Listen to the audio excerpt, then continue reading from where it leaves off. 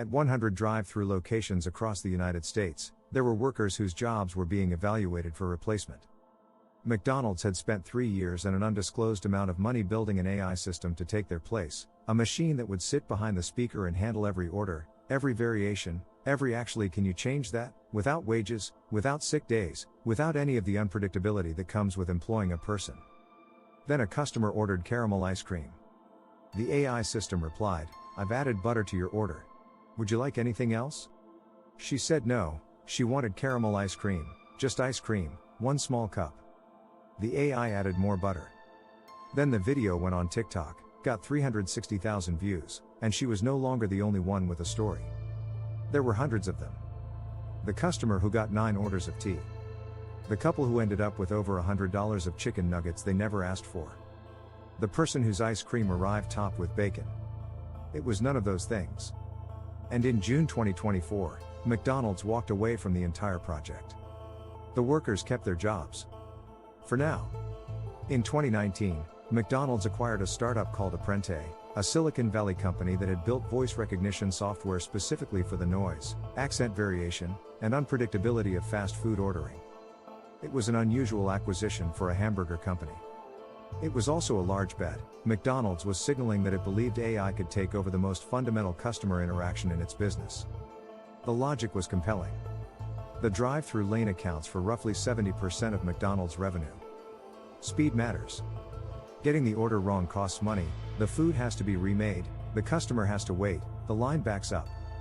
If a machine could take orders faster and more accurately than a human, with no scheduling issues, no sick days, and no wage requirements, the economic case was obvious. McDonald's partnered with IBM to develop and deploy the system at scale. They called it automated order taking. Over 3 years, they tested it at more than 100 locations across the United States. The test was supposed to prove the system worked. It proved something else. Drive-throughs are, from a technical standpoint, extremely difficult environments for voice recognition. There is engine noise from cars. There is wind. There are people talking over each other. There are children in back seats making sounds the AI was not trained to ignore. Customers have accents from every region and country. They speak quickly, mumble, change their minds mid-sentence, and say things like "actually," "no," "hold on" in ways that require a human's common sense to navigate. The Apprente software, and the IBM system built on top of it, was designed to handle this. The pitch was that it had been trained specifically for the chaos of real drive-thrus, unlike generic voice assistants that worked fine in quiet living rooms. What actually happened, across hundreds of customer interactions captured on phones and posted online, was something different. The system would correctly hear one part of an order and misfire on another. It would interpret background noise as a menu item. It would hear a customer in one lane and credit the order to another car. Most importantly, it had no apparent ability to recognize when an order didn't make sense. When someone asked for caramel sauce, the system heard what it heard and added what it added. When someone ordered 2 drinks and the system processed it as 9 drinks, there was no mechanism to flag, "This doesn't seem right." Human cashiers do this constantly, without being trained to. When you order something that seems unusual, a person at a register will often double-check. The AI didn't double-check. It processed. The first viral TikTok appeared in February 2024. Then another. Then dozens. The hashtag McDonald's iFail spread across social media. McDonald's, which had presented the O system as a technology-forward initiative, was now managing a steady stream of videos showing its AI doing things no competent cashier would ever do. In March 2024, a customer named Shannon Carpenter filed a class action lawsuit against McDonald's. The suit wasn't about wrong orders. It was about data. Carpenter alleged that McDonald's, through the AI ordering system, had collected customers' voice print biometrics, essentially, recordings of their voices that could be used to identify them, without disclosing that it was doing so. This would be a violation of Illinois Biometric Information Privacy Act, a law that carries potential penalties of up to $5,000 per incident. The scale of the potential exposure was significant. McDonald's processes millions of drive-through orders. If each one had collected a voice print without consent, the liability could reach into the billions. The lawsuit was still working through the courts when the company made its announcement. In June 2024, McDonald's confirmed that it was ending its partnership with IBM on automated order taking, effective no later than July 26. IBM, for its part, maintained that its technology was proven to have some of the most comprehensive capabilities in the industry, fast and accurate in some of the most demanding conditions. The company said it looked forward to continuing to work with McDonald's on other projects. McDonald's statement was careful. The company said it was not abandoning voice ordering entirely, only reconsidering the approach. "We see tremendous opportunity in advancing our restaurant technology," the statement read. "We will continue to evaluate long-term, scalable solutions." 3 years. More than 100 locations.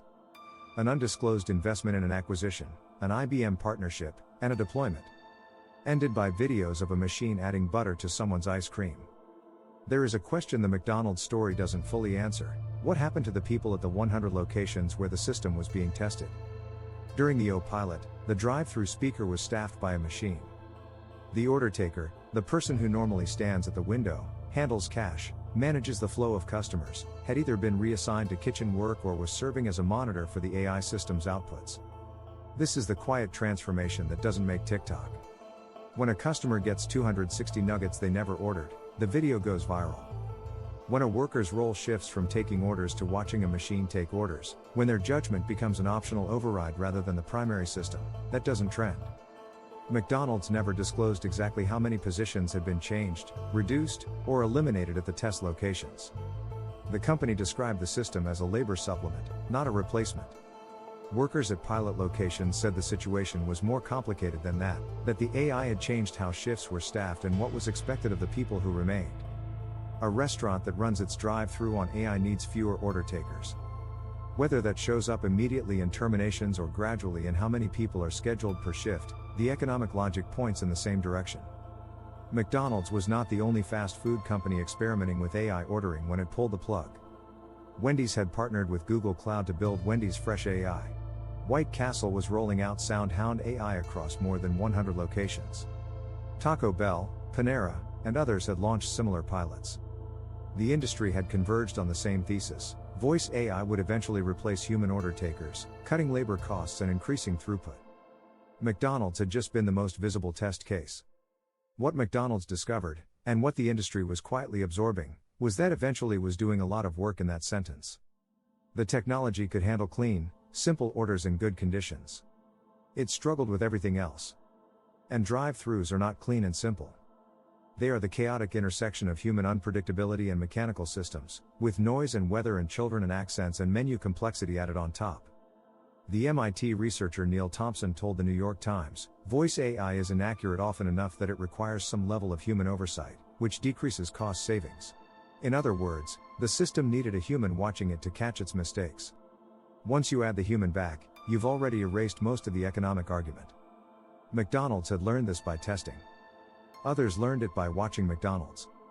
After the shutdown, Wendy's reported mixed results from its Fresh AI pilot, better than McDonald's in controlled conditions, but still struggling with peak hour complexity and regional accents. White Castle continued its rollout but reported that the AI required human backup on approximately 30% of interactions. The industry's direction had not changed. But the timeline had been recalibrated. What was supposed to be a 3-year deployment had become a 5-year question, at minimum. The deeper issue the McDonald's experience exposed was the gap between laboratory performance and field performance. In controlled conditions, with trained testers, clear audio, and standard menu items, the voice AI performed well. In actual drive-thrus, with actual customers, in actual weather, with actual noise, it failed in ways that no one had fully anticipated. The word for this gap is deployment. Getting technology to work in a lab is one problem. Getting it to work in the world is a different problem entirely. McDonald's had deployed. It had learned what deployment actually meant. The lesson cost 3 years, an acquisition, an IBM partnership, and an untold amount of embarrassment from social media videos of a machine ordering 260 chicken nuggets. The workers who might have been replaced by the system, the people taking orders at those 100 locations, kept their jobs. For now. The fast food industry employs roughly 4 million people in the United States. Drive-through and counter order taking is a substantial portion of those jobs. The wage floor for these positions has been rising. Minimum wage increases in California, New York, and other states have pushed fast food wages toward $20 an hour in some markets. The economic incentive to automate has grown alongside the wages. The companies that tried first and failed publicly have set back the timeline. They have not changed the direction.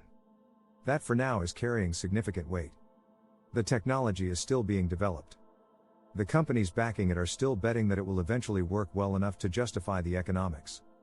When it does, when the accuracy crosses the threshold where human oversight is no longer required, the drive-through order taker becomes a less certain job. McDonald's tried. It didn't work. It will try again. McDonald's will try again. The company said so explicitly when it shut down the IBM partnership. It is still looking for a voice ordering solution. The industry believes this technology will eventually work. It might. The technology is improving. The training datasets are growing. The noise cancellation is getting better. But there's something in the McDonald's story that doesn't quite fit the narrative of progress. The company spent 3 years testing a system in the real world, with real customers, and found that it couldn't do something that a human employee learns in a single training shift: recognize when an order doesn't make sense and ask. The AI added 260 chicken nuggets because someone asked for them. No one at the window would have done it without pausing to confirm. Common sense costs nothing. Apparently, it's very expensive to teach. McDonald's will try again. The industry will try again. The economics demand it. And the workers who kept their jobs this time, because the technology failed publicly enough to be stopped, they'll still be there when the next version is deployed. 4 million people work in fast food in the United States. None of them were in the room when McDonald's signed the IBM contract. None of them saw the pilot results. What happens to them when it works?